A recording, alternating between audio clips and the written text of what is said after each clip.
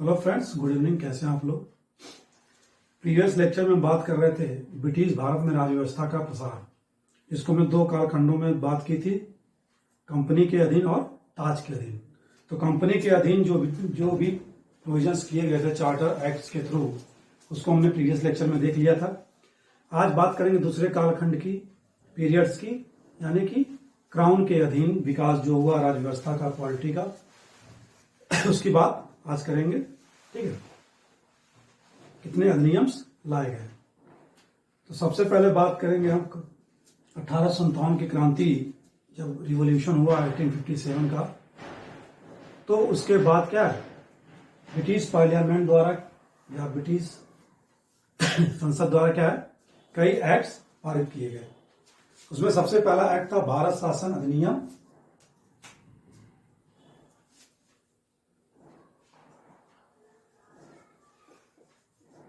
भारत शासन अधिनियम 1958।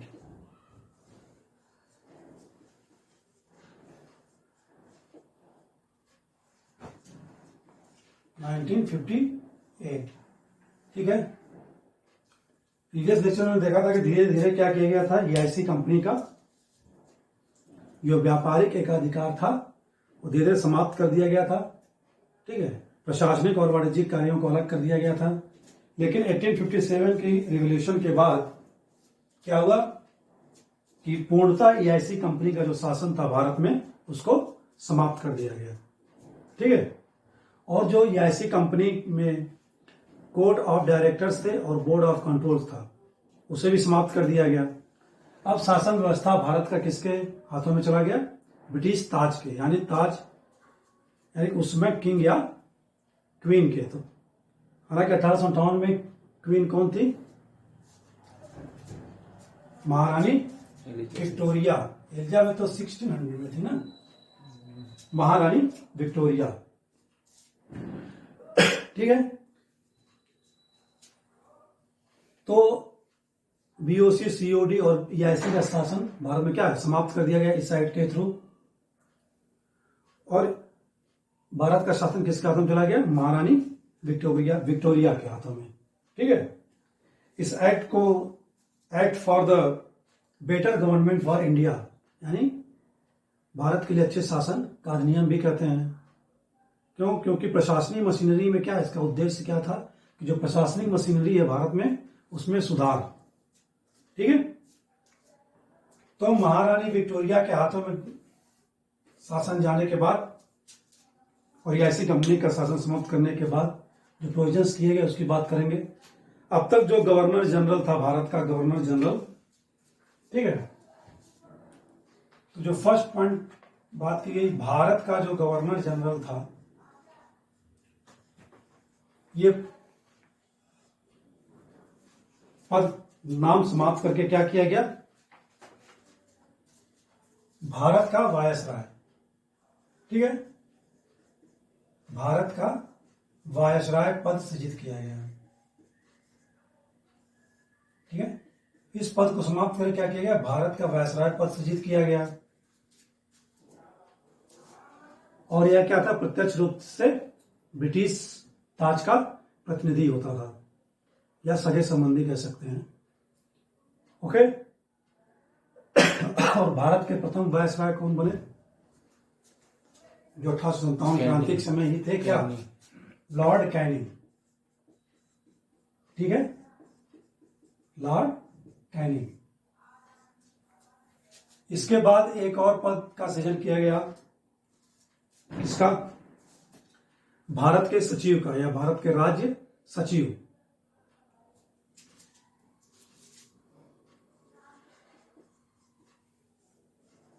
भारत का सचिव, या इसे भारत का राज्य सचिव भी कहते हैं। ठीक है, इसका काम क्या था, मेनली जो आय व्यय का लेखा जोखा है भारत में, उसकी देखरेख करना, और जो भारत की प्रशासन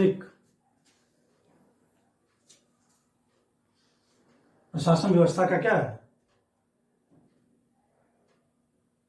संपूर्ण नियंत्रण उस पर स्थापित करने के लिए क्या है, भारत सचिव पद का स्थापना की गई। और यह कौन होता था, भारत का सचिव ब्रिटिश कैबिनेट का सदस्य होता था, कैबिनेट का, ब्रिटिश कैबिनेट का सचिव होता था। अब इतना बड़ा पद सृजित किया गया तो इसको कार्य में सलाह करने के लिए किसी परिषद का भी गठन किया जाएगा। ठीक है, एक भारत सचिव के लिए क्या क्या है, एक परिषद का गठन किया गया। ठीक है, 15 सदस्यीय एक परिषद का गठन किया गया जिसकी सलाह पर क्या है, यह कार्य करता था। ठीक है, तो दूसरा पद जो सृजित किया गया, भारत का सचिव ब्रिटेन कैबिनेट का सचिव होता था और 15 सदस्यीय परिषद का गठन किया गया इसके कार्यों में सहायता के लिए। ठीक है, ओके।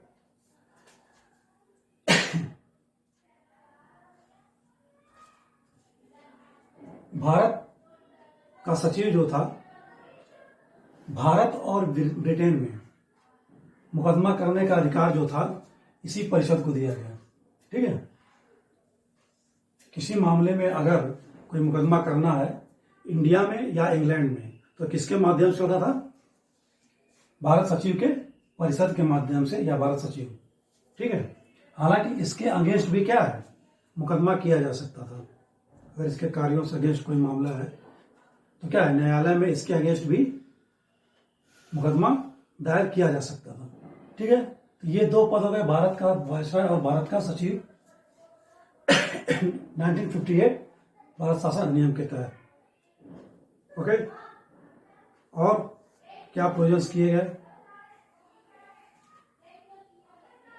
इन सारी बातें करी ली। बीओसी सीओडी का अंत, कंपनी शासन का अंत। ठीक है, नेक्स्ट जो हम बात करेंगे अधिनियम की, कौन सा अधिनियम आएगा, भारत परिषद अधिनियम 1968।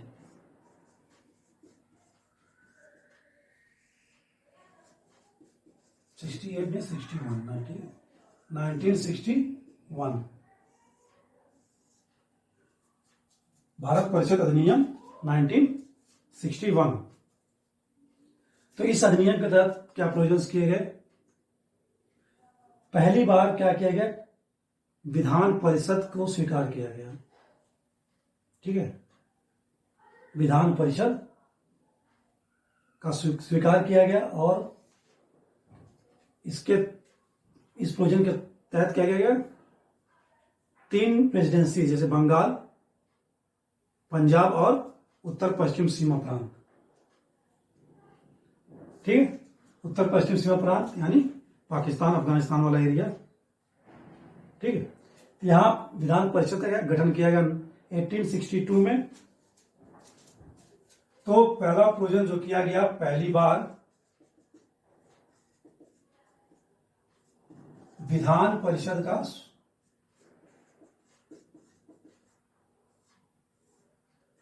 परिषद को स्वीकार किया गया। ठीक है, सेकेंड पॉइंट, तो विधान परिषद बंगाल, उत्तर पश्चिम सीमा प्रांत और पंजाब। बंगाल में 1862, उत्तर पश्चिम सीमा प्रांत में 1866 और पंजाब में 1897 में। ओके, तो पहली बार विधान परिषद को स्वीकार किया गया। नेक्स्ट प्रोविजन जो किया गया, विधान परिषद का यानी जो गवर्नर जनरल की परिषद थी, कार्यकारिणी परिषद, उसको विस्तार की दिया गया वायसराय के। गवर्नर जनरल नहीं, वायसराय, आप वायसराय कहेंगे। तो वायसराय की जो कार्यकारिणी परिषद थी, वायसराय की जो कार्यकारिणी परिषद थी, विस्तार किया गया किसके लिए, गैर सरकारी सदस्यों के लिए।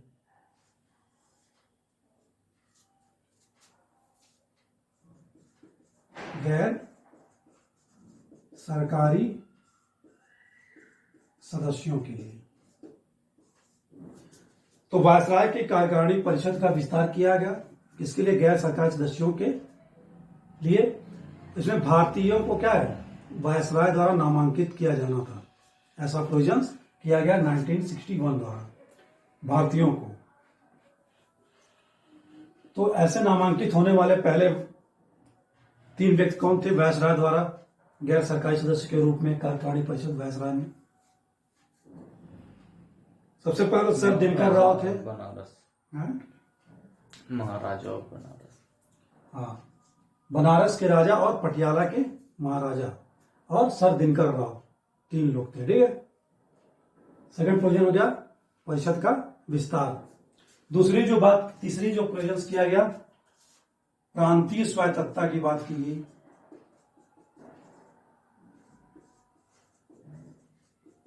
प्रांतीय स्वायत्तता शुरू की गई। पिछले लेक्चर में देखा था क्या, 1833 में चार्टर एक्ट 1833 के थ्रू क्या किया गया था, बंबई मद्रास की जो विधायी पावर्स थी वो अभी क्या है उनसे छीन ली गई थी और किसको दे दिया गया था, भारत के गवर्नर जनरल के पास। उसके कार्यकारिणी परिषद द्वारा कानून बनाए जाते थे। लेकिन अभी क्या किया गया, फिर से इन प्रांतों को स्वतंत्रता दी गई। ठीक है, बंबई मद्रास को पुनः विधायी शक्ति प्राप्त हो गई। माने मतलब कानून बनाने का अधिकार उन्हें फिर से दे दिया गया। किसको? बंबई मद्रास को।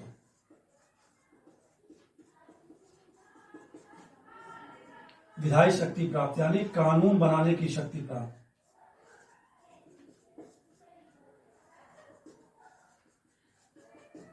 यानी विकेंद्रीकरण की प्रक्रिया का शुरुआत की गई। ठीक है, विकेंद्रीकरण। अभी तक क्या है, डिसेंट्रलाइजेशन था कानून बनाने में, भारत का गवर्नर जनरल बनाता था। लेकिन अभी क्या है, अलग अलग प्रेसिडेंसी में क्या है, कानून बनाने की शक्ति दी गई। इससे क्या है, प्रांतीय स्वतंत्रता की शुरुआत हुई। ठीक है, कानून बनाने की प्रक्रिया में पहली बार क्या किया गया, भारतीयों की मदद ली जाने लगी। ठीक है, कानून बनाने में पहली बार क्या, भारतीयों की मदद ली जाने लगी। अभी हमने देखा उसमें परिषद विस्तार किया गया था, उसमें 3 लोगों को नियुक्त किया गया था। कानून बनाने में भारतीयों की मदद, भारतीयों की मदद लेने का प्रोविजन इसमें क्या है, किया गया है। मतलब अब जो भी कानून वायसराय की परिषद द्वारा, विधायी परिषद द्वारा बनाने थे, उसमें क्या है, भारतीयों का भी योगदान होना तय किया गया। ठीक है, लेकिन अभी इन्हें क्या है, भारतीयों को मत देने का अधिकार अभी नहीं दिया गया। सिर्फ मदद ली गई, ऐसा नहीं था कि क्या उस पर वोटिंग कर सकते थे। ठीक है, वोटिंग के राइट्स इनको अभी नहीं दिए गए थे। और एक कार्य किया गया क्या, पोर्टफोलियो प्रणाली अपनाई गई थी कैनिंग द्वारा। कब?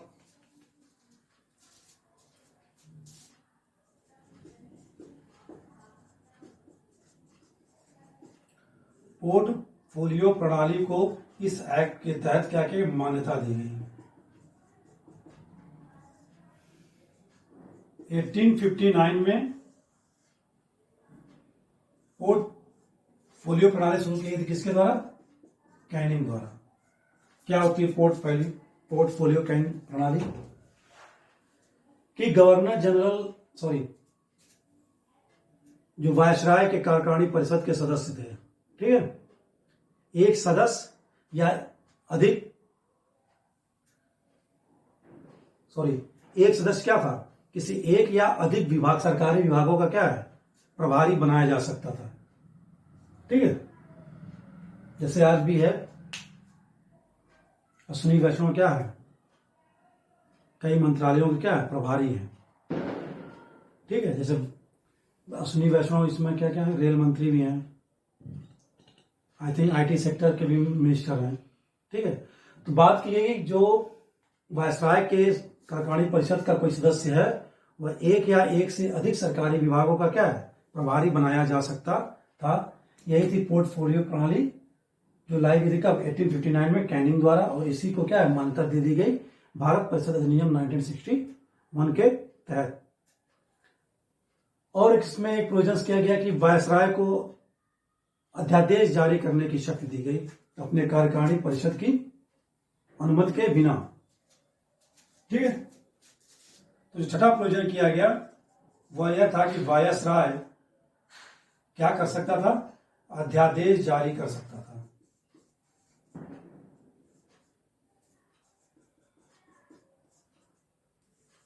वो भी किसकी अनुमति के बिना? उसकी जो परिषद थी उसके अनुमति के बिना वो अध्यादेश जारी कर सकता था। और ऐसा अध्यादेश जारी जो कब तक रहता था? जो आज भी कितने माह तक है? 6 माह तक। कितनी अवधि के लिए? 6 माह की अवधि के लिए वायसराय द्वारा अध्यादेश जारी किया जा सकता था। ओके, तो ये सारे प्रोविजंस को है किस एक्ट के थ्रू किए गए? भारत परिषद अधिनियम 1961 के तहत। नेक्स्ट बात करेंगे हम किसकी? भारत परिषद अधिनियम 1859 सॉरी,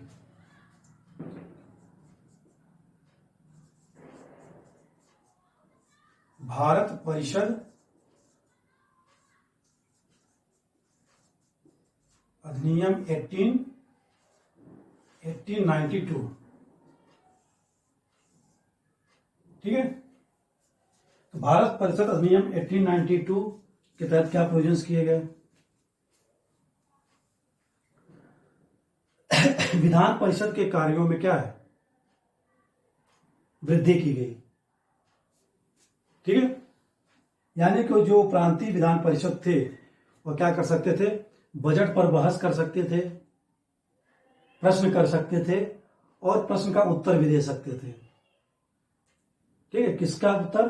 कार्यपालिका के द्वारा किए गए कार्यों का जो प्रश्न पर उत्तर बनते थे उनका उत्तर दे सकते थे। कौन? विधान परिषदों के, सॉरी, प्रांतीय विधान परिषद। ठीक है, तो विधान परिषद के कार्यों को क्या किया गया? में वृद्धि की गई, यानी कि बजट बहस कर सकते थे, प्रश्न कर सकते थे और प्रश्नों का उत्तर दे सकते थे कार्यपालिका के।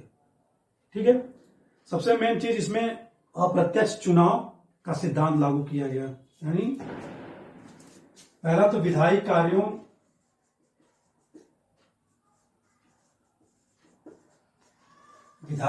क्या की गई? वृद्धि। दूसरा जो मेन पॉइंट किया गया, चुनाव प्रणाली, यानी अप्रत्यक्ष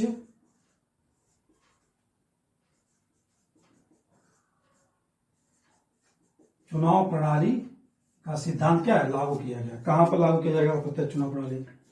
भारतीय नागरिकों को चुनना तो है नहीं। कहां पर? केंद्रीय और जो प्रांतीय विधान परिषद है। ठीक है, केंद्र लेवल पर और प्रांत के लेवल पर जो परिषद बनाई गई है वहां पर अभी भी क्या है? स्टेट्स में गवर्नर है एक अलग से, लेकिन केंद्र पर कौन है? वायसराय। तो जो केंद्र लेवल पर वायसराय की परिषद है और जो प्रांतीय लेवल पर गवर्नर की परिषद है, उसमें अप्रत्यक्ष चुनाव प्रणाली अपनाया गया गैर सरकारी सदस्यों की नियुक्ति के लिए। ठीक है, ये प्रणाली जो अपनाई गई, कहां अपनाई गई? केंद्रीय एवं प्रांतीय विधान परिषद।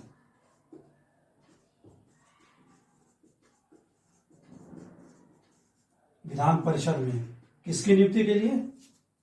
गैर सरकारी सदस्यों की नियुक्ति के लिए। और इन सदस्यों की नियुक्ति की सिफारिश कौन करता था? प्रांतीय सरकारों से। कुछ निकाय थे जैसे जिला परिषद, नगर पालिका, कॉमर्स ऑफ चैम्बर्स, जमींदारों के समूह। ठीक है, तो उनके द्वारा क्या है? सिफारिश की जाती थी। तो प्रांतीय सरकार क्या करती थी? गैर सरकारी सदस्यों का नियुक्ति की जाती थी। यानी कि हो गया अप्रत्यक्ष चुनाव, डायरेक्ट नहीं किया जा रहा है। ठीक है, वैश्य मताधिकार पर नहीं लोगों द्वारा चुना जा रहा है। ठीक है, कुछ निकायों की सिफारिश पर क्या है? गैर सरकारी सदस्यों की नियुक्ति केंद्रीय एवं प्रांतीय विधान परिषद में की जा रही है। ठीक है, यह 1892 का परिषद अधिनियम के तहत मेन 2 प्रोविजंस किए गए थे। अगला हमारा जो राज्य व्यवस्था के प्रसार में अगला जो अधिनियम आएगा, कौन सा आएगा? 4th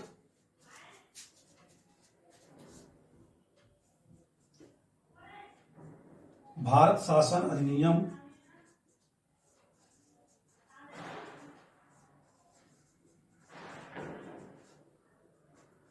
909, या इसे हम क्या कहते हैं, मार्ले मिंटो सुधार अधिनियम। ठीक है, तो भारत शासन अधिनियम को मार्ले मिंटो सुधार अधिनियम भी कहते हैं। ठीक है, मार्ले कौन थे, भारत के सचिव या भारत के राज्य सचिव। ठीक है, और मिंटो भारत के वायसराय। दोनों लोग मिलकर लाए सुधार भारत शासन अधिनियम 1909। क्या प्रोविजंस किए गए भारत शासन अधिनियम 1909 में? जो केंद्रीय एवं प्रांतीय विधान परिषद थी जिसकी बात की हमने यहां पर, उसकी संख्या में वृद्धि की गई। ठीक है, जो सदस्य थे उसमें वृद्धि की गई। केंद्रीय एवं प्रांतीय विधान परिषद में वृद्धि। जो संख्या थी केंद्रीय और प्रांतीय विधान परिषदों में वृद्धि की गई। ठीक है, इसको 16 से कहा किया गया 60 सदस्यों की संख्या बनाया केंद्रीय विधान परिषद को, और प्रांतीय विधानसभा में क्या है, अलग अलग प्रांतों में अलग अलग संख्या में वृद्धि की गई। ठीक है, तो सदस्यों की संख्या में कितनी वृद्धि की गई केंद्रीय वाले विधान परिषद में? 16 से लेकर 60 तक। और यहां पर क्या था, ये तो अलग अलग थे, ये डेटा याद करने की आवश्यकता नहीं है।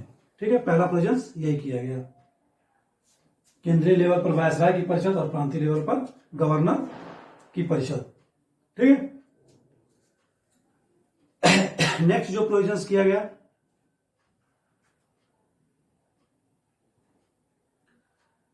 जो गवर्नर वायसराय के कार्यकारिणी परिषद है उसमें भारतीयों को जगह दी गई। इसमें एक नाम निकल के आएगा, कौन वो पहले भारतीय थे जो वायसराय की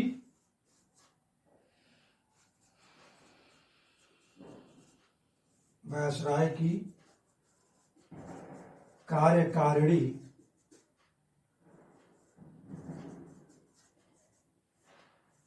परिषद में भारतीय को स्थान। तो वायसराय की कार्यकारिणी परिषद में भारतीयों को भी स्थान दिया गया।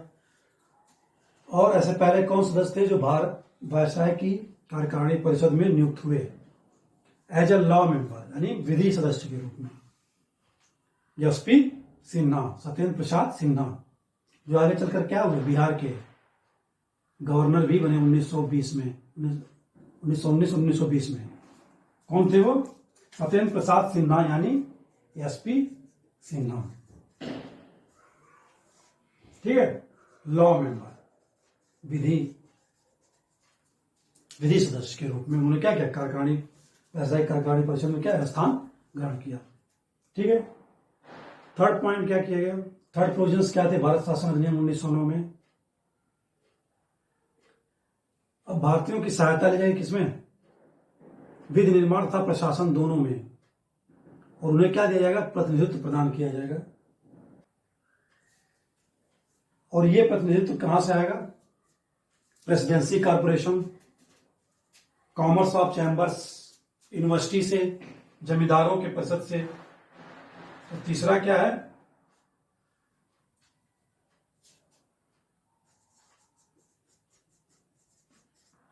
भारतीयों को प्रतिनिधित्व।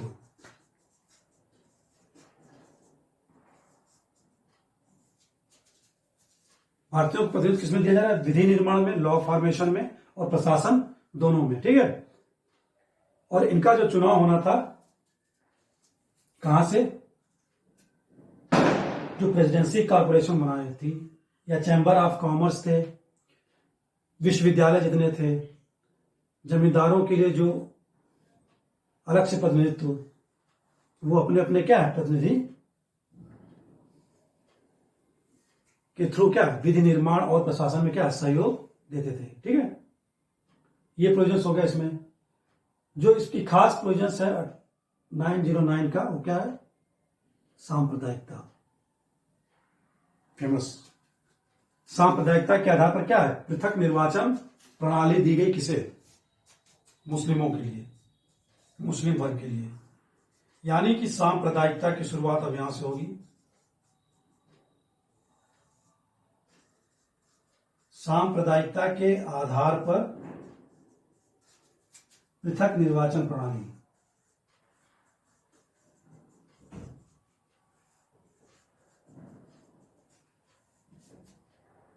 किसे? मुस्लिम वर्ग के लिए, केवल और केवल किसके लिए था? मुस्लिम वर्ग के लिए। ठीक है, इसका क्या मतलब हो? सांप्रदायिकता के आधार पर पृथक निर्वाचन प्रणाली। अगर कोई मुस्लिम व्यक्ति या सदस्य क्या है, चुनाव लड़ता है, ठीक है, निर्वाचन के लिए खड़ा होता है, तो उसे वोट कौन देगा? सिर्फ केवल और केवल मुस्लिम व्यक्ति ही दे सकते हैं किसी भी एरिया से। ठीक है, तो क्या था सांप्रदायिकता के आधार पर पृथक निर्वाचन प्रणाली? इनका अलग से चुनाव, मतलब मुस्लिम वर्ग का प्रतिनिधि भी होगा और वोटर भी क्या होंगे? मुस्लिम ही होंगे, जो इसको क्या करेंगे? वोट देंगे। जैसे संगम बिहार एरिया कोई मुस्लिम वर्ग का उठा, इसमें मुस्लिम व्यक्ति ही वोट दे सकता था, उसको हिंदू नहीं दे सकता। ठीक है, ओके। तो मुस्लिम प्रत्याशी और मुस्लिम मतदाता की बात की गई इसमें सांप्रदायिकता के आधार पर पृथक निर्वाचन प्रणाली। भी आगे देखेंगे सांप्रदायिकता के आधार पर पृथक निर्वाचन प्रणाली का विस्तार और किया जाएगा, ईसाइयों के लिए, यूरोपियों के लिए, दलितों के लिए। ठीक है, तो ये हो गया हमारा भारत शासन अधिनियम 909 के तहत मेन जो प्रोविजंस किए गए। अगली बात जो हम करेंगे किसकी? 1919 की। भारत शासन अधिनियम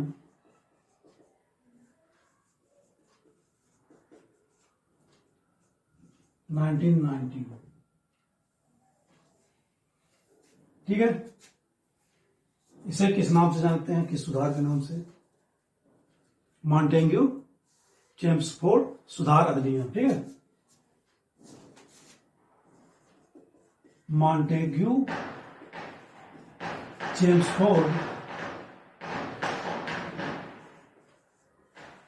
सुधार अधिनियम के नाम से भी जानते हैं। ठीक है, तो मॉन्टेग्यू कौन थे? भारत के राज्य सचिव पद पर थे, और चेम्सफोर्ड भारत के वायसराय। हालांकि अधिनियम 1919 में लाया गया, लेकिन लागू कब किया गया? लागू हुआ 1921 में, 1921 में। तो भारत शासन अधिनियम 1919 के तहत क्या क्या प्रोविजंस किए गए? सबसे पहले तो प्रांतों में द्वैध शासन स्थापित किया गया। क्या द्वैध शासन? अभी प्रांतों की बात हो रही है, केंद्र में आएगा 1935 के अधिनियम के तहत। प्रांतों में द्वैध शासन,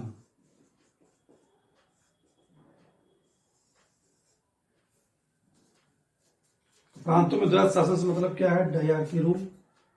प्रांतों में द्वैध शासन से मतलब है कि जो सब्जेक्ट्स थे उनको क्या दो भागों में बांटा गया, जैसे कि हस्तांतरित विषय और आरक्षित विषय।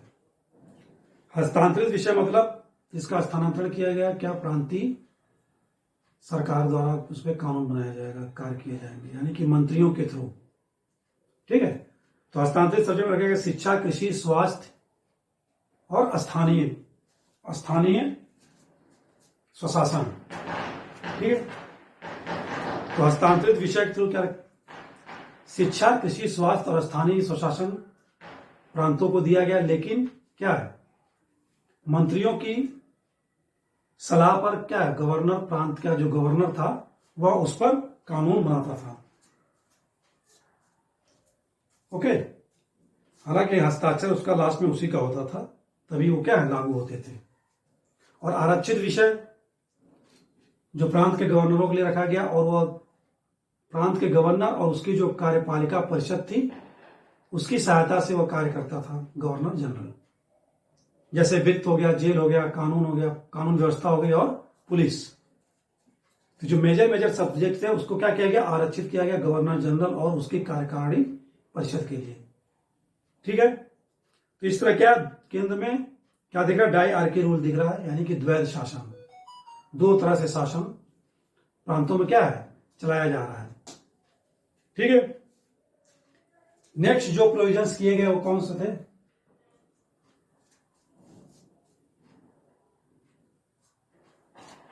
पहली बार क्या किया गया, केंद्र में द्विसदनी व्यवस्था की गई। जो केंद्रीय विधान परिषद थी, केंद्र में द्विसदनी व्यवस्था, यानी आज की तरह राज्यसभा और लोकसभा।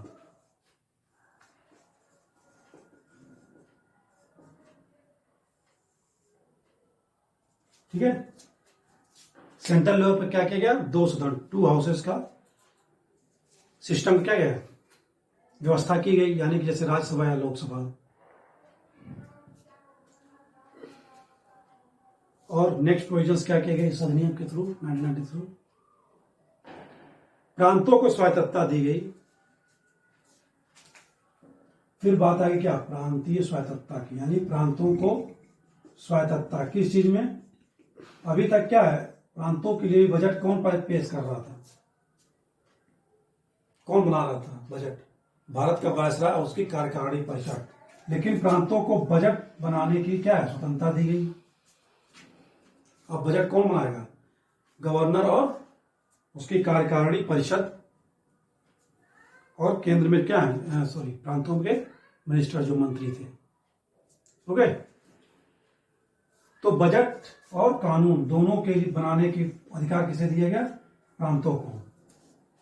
ओके, नेक्स्ट जो प्रोविजंस किया गया, सांप्रदायिकता का विस्तार किया गया। सांप्रदायिकता के आधार पर पृथक निर्वाचन प्रणाली का विस्तार किया गया। 1909 के अधिनियम में देखा था हमने, क्या सिर्फ मुस्लिम वर्ग के लिए था। अब सांप्रदायिकता का जो विस्तार है वो बढ़ेगा कहां तक, सिख समुदाय तक।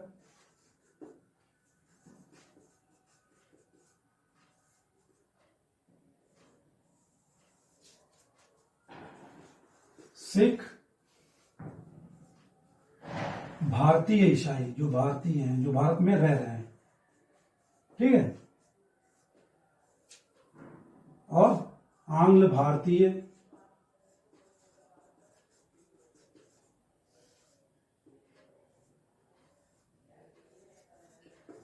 और यूरोपियों के लिए।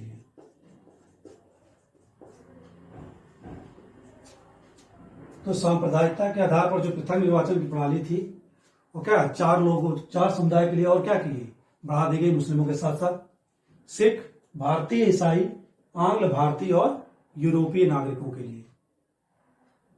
ठीक है, ये प्रोविजंस किए गए। नेक्स्ट प्रोविजन जो किया गया, आर्टिकल भारतीय शासन अधिनियम 1919 के तहत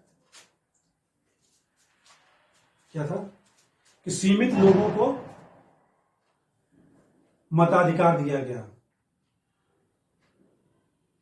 मत देने का अधिकार, वोटिंग राइट्स जो दिए गए।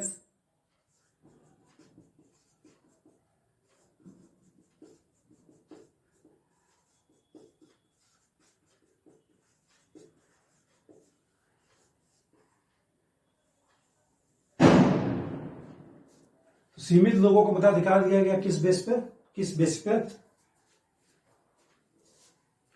जो लोग संपत्ति कर देते थे उन लोगों को मत देने का अधिकार दिया गया, और या जो शिक्षित व्यक्ति या शिक्षा का आधार बेस क्या था, संपत्ति वेल्थ टैक्स जो लोग पे कर रहे थे, या जो शिक्षा के क्षेत्र में जो क्या थे, डॉक्टरेट की उपाधि लेते थे, पीएचडी इस टाइप की, उनको क्या है, मताधिकार देने का अधिकार क्या उनको प्रोवाइड कराया गया।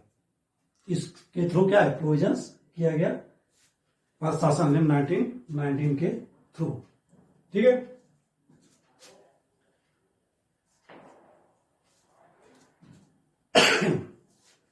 नेक्स्ट प्रोविजन जो किया गया वो क्या है,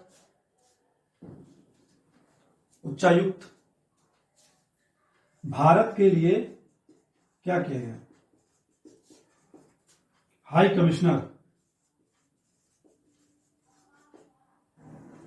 उच्चायुक्त की नियुक्ति की गई कहां, लंदन में। और जो भारत सचिव और उसकी परिषद जो कार्य करती थी उसमें बंटवारा किया गया, और कुछ कार्य क्या है, भारत के लिए उच्चायुक्त जो नियुक्त होता था उसमें क्या किया गया, बांट दिया गया। ठीक है, तो भारत के लिए उच्चायुक्त की का गठन कब किया गया, अधिनियम के तहत 1919 के अधिनियम के थ्रू। ओके, और किसकी बात की गई, पीएससी लोक सेवा आयोग के गठन का प्रोविजन किया गया। किसके, लोक सेवा आयोग के गठन की। जब ये प्रोविजंस किया गया तो एक समिति का गठन, एक समिति का फॉर्मेशन किया गया 1923-24 में। कौन, क्या नाम था उस समिति का, ली आयोग। ठीक है,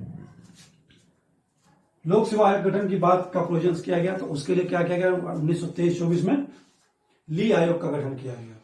और इसी ली आयोग की सिफारिश पर 1926 में क्या हुआ, केंद्रीय लोक सेवा आयोग का गठन किया गया। ठीक है, तो 1926 में केंद्रीय लोक सेवा आयोग का गठन किया गया। और प्रोविजंस क्या गया, एक वैधानिक आयोग का गठन की बात की गई कि जो क्या करेगी, इस अधिनियम की समीक्षा करेगी अगले 10 वर्ष पर।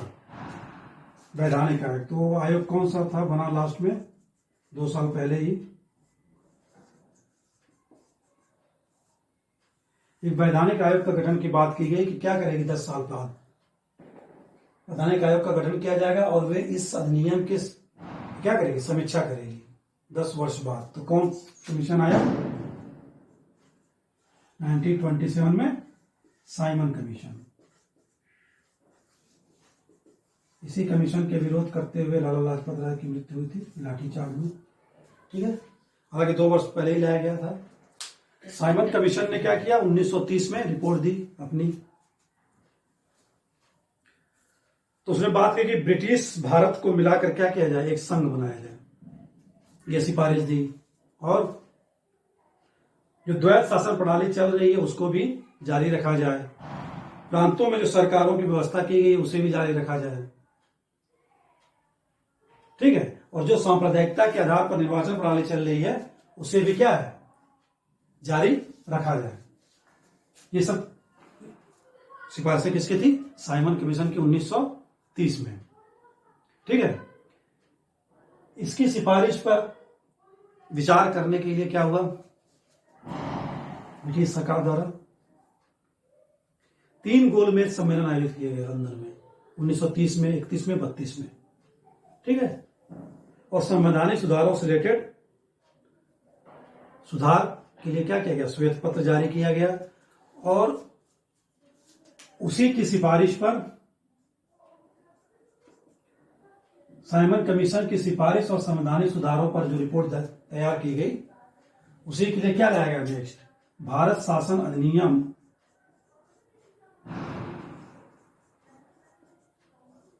1935। हालांकि 1932 में कम्युनल अवार्ड भी आया, सांप्रदायिक अवार्ड, किसके लिए, अलग से दलितों के लिए, दलित वर्ग के चुनाव के लिए। लेकिन वो क्या है, पूना समझौता हुआ यरवदा जेल में गांधी जी और अंबेडकर जी के बीच में। हालांकि इसको बाद में पढ़ेंगे हम हिस्ट्री में। तो भारत शासन अधिनियम 1935 के तहत क्या किया गया, पहला प्रोविजन, जितने ब्रिटिश भारतीय क्षेत्र थे 11 थे, राज्य थे 11 भारत में, और 6 चीफ कमिश्नरी क्षेत्र थे, प्लस जितनी देसी रियासतें थी, इनको मिलाकर क्या बात की गई, एक अखिल भारतीय संघ की स्थापना की बात की गई, अखिल भारतीय संघ। हालांकि देसी रियासतों के विरोध के बाद क्या है, या इसका फॉर्मेशन नहीं हो सका। हालांकि ये प्रोविजंस किए गए थे। ठीक है, 1935 के अधिनियम के थ्रू। दूसरा प्रोविजंस क्या था, जो प्रांतों में द्वैत शासन में देखा था, यहां पर हस्तांतरित विषय और आरक्षित विषय के रूप में, तो प्रांतों में द्वैत शासन समाप्त कर दिया गया। यानी अब प्रांत का जो गवर्नर था किसकी सलाह पर काम करेगा? प्रांत की मंत्रियों की सलाह पर काम करेगा। प्रांतों में द्वैत शासन समाप्त और प्रांतों में स्वायत्तता शुरू हो गई, उसकी ऑटोनॉमी। यानी प्रांत का जो गवर्नर था वो प्रांत के जो स्टेट के जो मिनिस्टर्स थे उनकी सलाह पर अब उसके लिए कार्य करना आवश्यक कर दिया गया या अनिवार्य कर दिया गया। ठीक है, लेकिन केंद्र में द्वैत शासन प्रणाली लाई गई, वही हस्तांतरित और आरक्षित विषय।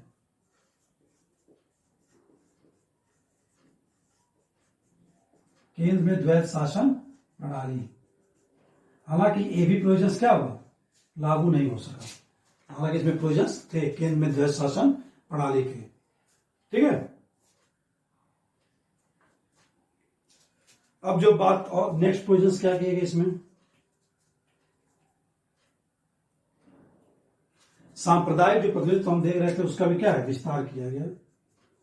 सांप्रदायिकता के आधार पर विस्तार, यानी सांप्रदायिक प्रतिनिधित्व का विस्तार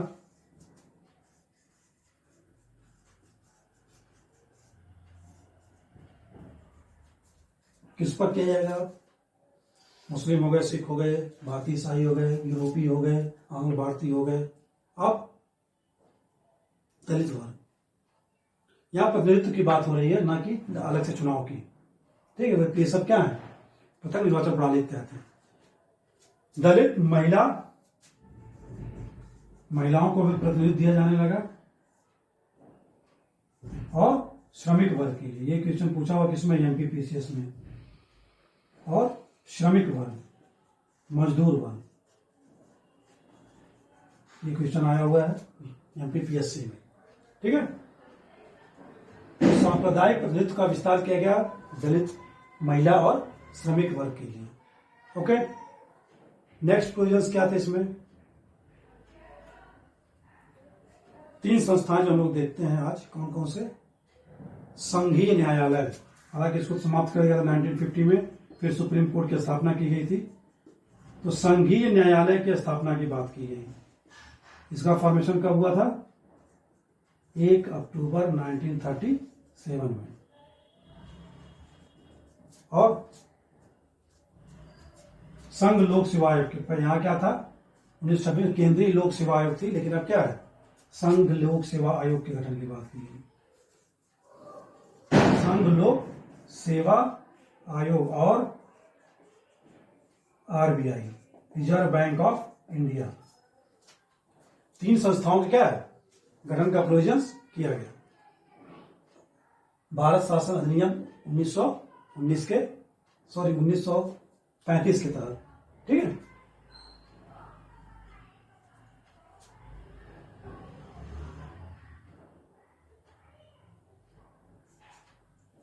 नेक्स्ट प्रोविजंस क्या किए गए भारत शासन अधिनियम 1935 में?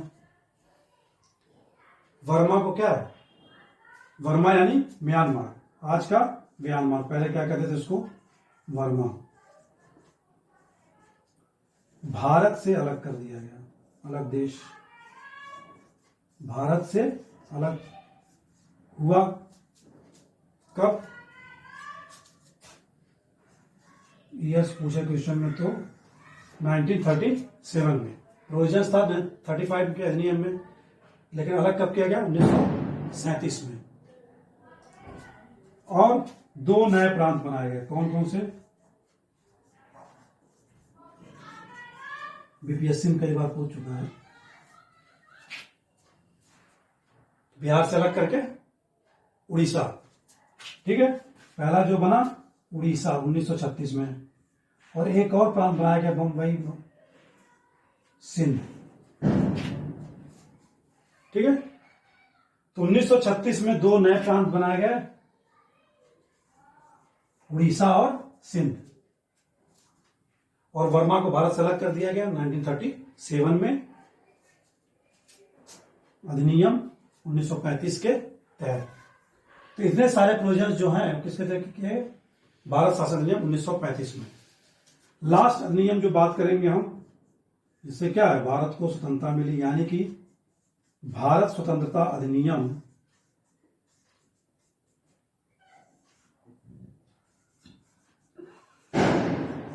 1947। ठीक है, भारत स्वतंत्रता अधिनियम 1947 आया। तो ब्रिटिश संसद में इस अधिनियम को, विधेयक को कब पेश किया गया था? ब्रिटिश संसद में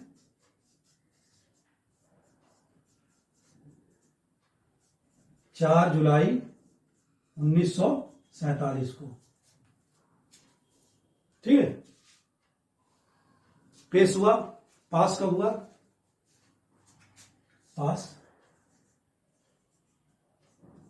18 जुलाई 1947 को। और अंततः आजादी कब मिली भारत को ब्रिटिशर से? 15 अगस्त 1947 में। ठीक है, भारत को विभाजित करके क्या किया गया? 2 डोमिनियन राज्यों में बांट दिया गया, पाकिस्तान और भारत। और दोनों के लिए क्या किया गया? सबसे पहले तो वायसराय पद जो था भारत के लिए, वायसराय का जो पद था उसको समाप्त कर दिया गया 1947 के थ्रू। और भारत सचिव का जो परिषद थी उसे 1935 के थ्रू समाप्त किया गया था। परिषद 1937 में और भारत सचिव पद 1947 में।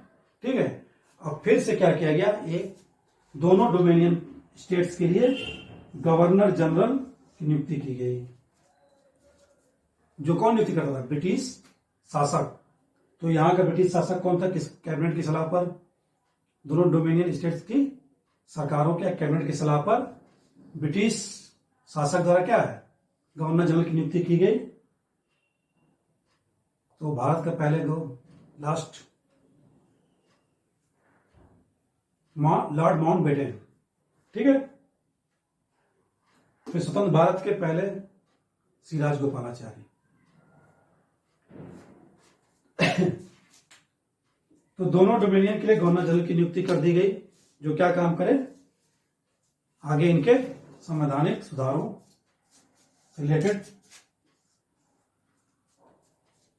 तो ये हो गया हमारा कितने सारे अधिनियम भारतीय राज्य व्यवस्था के प्रसार से रिलेटेड।